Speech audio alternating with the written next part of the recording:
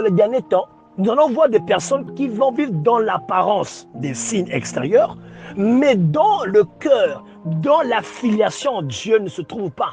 Ils n'ont aucun attachement avec Dieu. Normalement, lorsque tu es appelé, il y a des signes qui doivent attester, qui doivent authentifier, qui doivent témoigner l'authenticité de ton appel. C'est pour cela que la Bible nous dit dans Jean 15, verset 16, « Ce n'est pas vous qui m'avez choisi, mais moi, afin que vous portez du fruit et que votre fruit demeure. » C'est-à-dire que c'est moi qui vous appelle, dit le Seigneur. Et je vous appelle à porter mon fruit, ce qui vient de moi, ce qui va attester votre affiliation, votre connexion à moi. Cependant, bien aimé dans le Seigneur, le signe à lui-même ne suffit pas. Parce que dans le dernier temps, la Bible nous dit qu'il va y avoir un esprit de séduction qui viendra, qui va prendre des signes, et des signes séducteurs. Et donc, s'arrêter sur le signe peut nous induire en erreur.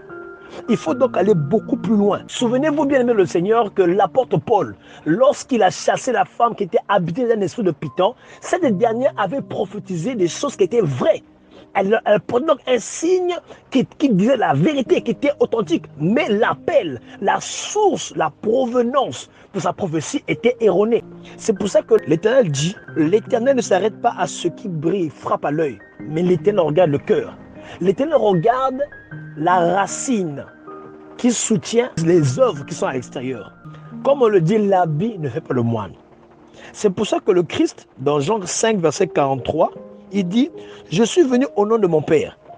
Et donc, ainsi dit, il a porté des fruits, des signes qui ont attesté qu'il est venu du Père. Les Écritures ont témoigné de sa présence. Le prophète Ésaïe, le prophète Jérémie, les Écritures attestaient et témoignaient son affiliation avec le Père, avec la personne qu'il envoyait sur terre. À l'image d'une femme bien-aimée le Seigneur, lorsqu'une femme aime, elle prouve son amour par des œuvres qui attestent. Il doit y avoir un équilibre entre l'amour qu'elle porte et les œuvres qui témoignent de son amour. C'est exactement l'équilibre qu'il y a entre la foi et les œuvres. Il doit avoir, les œuvres sont les signes extérieurs, mais il doit avoir un équilibre avec la foi intérieure qui doit attester l'authenticité. C'est pour ça qu'on ne peut donc pas se permettre de s'arrêter au signe extérieur, de juger par l'apparence extérieure. C'est comme un cadeau. Vous ne pouvez pas juger la valeur d'un cadeau par rapport à l'emballage. Sinon, vous risquez de rater la beauté du cadeau qui est à l'intérieur.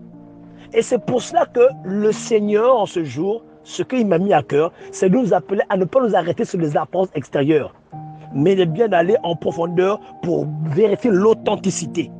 Sinon, bien aimé, nous allons vivre ce que dit l'apôtre Paul dans 2 Timothée 3, le verset 5.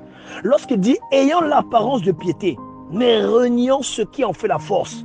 C'est-à-dire que dans les derniers temps, nous allons voir des personnes qui vont vivre dans l'apparence, mais dans le cœur, ils n'ont aucun attachement avec Dieu. Aujourd'hui, Israël, c'est toi et moi. Nous avons été extirpés du monde, sortis du monde. Et Dieu nous dit, normalement, les gens verront que tu es appelé de moi parce que je t'ai appelé pour que tu puisses porter du fruit qui va attester que tu es un sarment. Le sarment a pour rôle de porter le fruit qui atteste ton attachement au cep qui est Christ.